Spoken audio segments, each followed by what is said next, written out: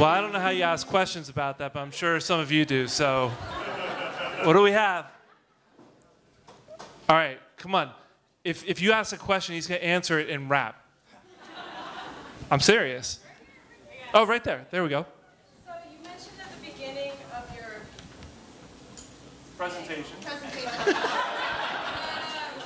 that xenophobia was highest in areas where disease incidence was highest. Yeah. And so when I think of disease incidence being highest, it's in urban areas. But that's also where I feel like xenophobia is lowest in urban areas, and it's greater in the suburbs, where I'm from. Yeah, that's an excellent point, and I think what I didn't mention is that it was by region, by sort of county and country, including both the rural and the urban areas, comparing whole countries and provinces within countries to each other to see where the highest levels of things like malaria, dengue fever. You know, I think it was mostly done in the developing world, that study. But in general, you find lower levels of infectious disease in places like Scandinavia, you know, places where the liberalism is higher. So that was the sort of first hook that got me interested in the theory. The parts that I didn't describe, well, it was mentioned in the rap lyric, but you can actually experimentally show that women are more afraid of strange men's faces during certain parts of their pregnancy than other parts because their immune system's compromised. That's one bit. And also, during times of pandemic, or the threat of pandemic, like when there's a lot of swine flu in the newspapers, you can ask people what their feelings are on immigration, and they will clearly show a trend of being more against open immigration the higher the disease threat seems to be in their local environment. So it works both on a sort of whole population level and an individual psychology cue level.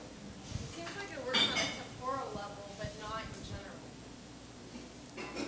Well, I think what you'll find is that it'll be like a statistical trend, and individuals will show slight fluctuations in terms of the difference between themselves with or without the cue, and that it's hard to say whether the differences in region are because of the presence continuously in the environment of cues that are actually part of their psychological response to the environment, or whether you could say it's a genetic thing. I don't think anyone's really arguing that it's like that people in Uganda are genetically more xenophobic necessarily, but I think the idea behind evolutionary psychology is across all races, humans have evolved certain adaptive responses to environmental cues, and one of the key ones for xenophobia is presence of infectious disease in the environment.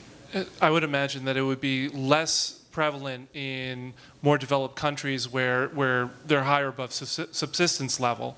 So survival isn't really, you know, the instincts and evolutionary cues aren't as strong.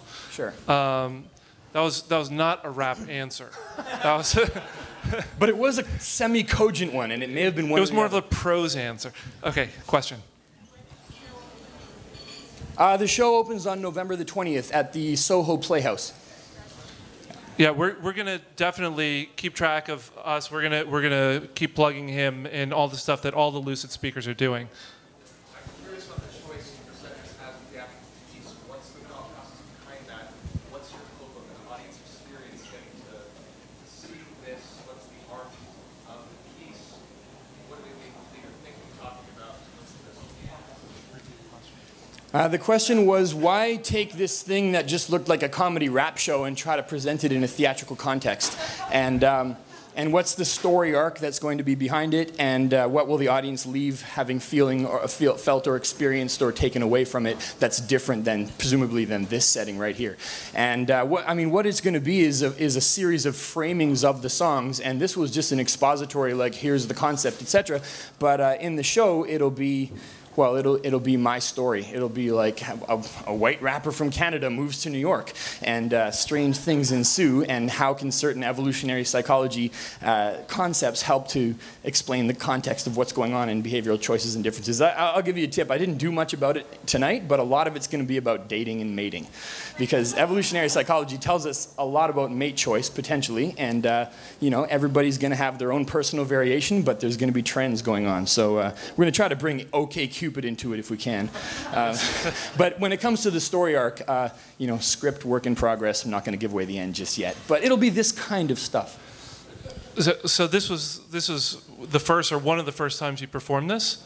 Well, these pieces were part of a show that was done at the Edinburgh Fringe in 2010. Oh, okay. So, this is the first time we performed this collection of these three and sort of turn them into a sequence of a sort of semi-coherent sequence. But the Ingenious Nature show that's starting on November 20th is going to be sort of part of the script of the Rap Guide to Human Nature and sort of reframed for the New York context and experience. So we can understand it. Was there a question? Did you have a question? No? No? Just scratching your head? Okay. Let's take one more question.